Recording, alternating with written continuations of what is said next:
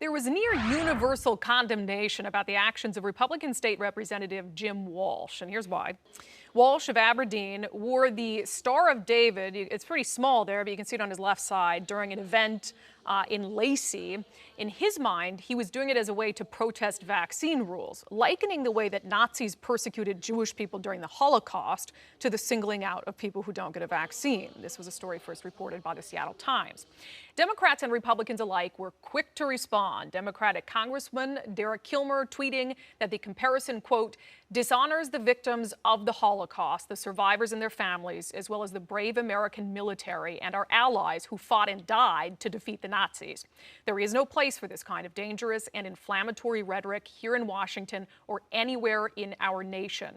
The highest-ranking Republican in Olympia, House Minority Leader J.T. Wilcox, offered this.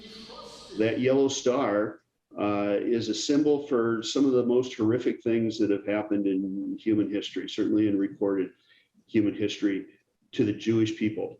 That symbol belongs to them. I don't think it's anyone else's business to be using that symbol for the moment when they feel like they're being a victim. Now, the backlash was understandably swift. Representative Walsh quickly apologized in an interview on the Jason Ranch show on KTTH.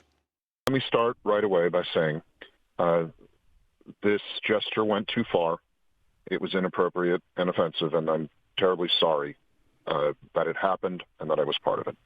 And look, good thing he apologized. He should apologize. And unlike GOP Congresswoman Marjorie Taylor Greene, who made similar comparisons, it didn't take him a trip to the Holocaust Museum to learn the error of his ways. The horrors of the Holocaust are something that some people don't even believe happened, and some people deny, but there is no comparison to the Holocaust. And there are words that I have said and remarks that I've made that I know are offensive, and for that I want to apologize. You don't say.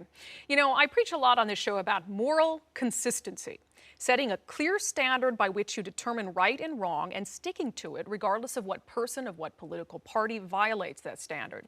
And when it comes to Nazi or Holocaust comparisons, it should be a pretty easy standard to maintain. As I've said many, many times before, when you feel the urge to use a Nazi comparison, just don't.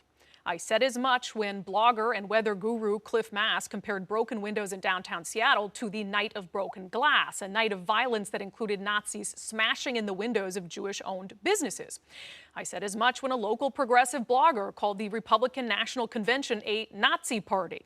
And of course, I said as much when Marjorie Taylor Greene compared mask mandates to the Holocaust. And now I'll say the exact same thing to Representative Walsh, who I hope has learned his lesson from this ordeal. When you're thinking about comparing something, anything, to the horrors Jewish people endured during the Holocaust, just don't. Just don't. It really is that simple.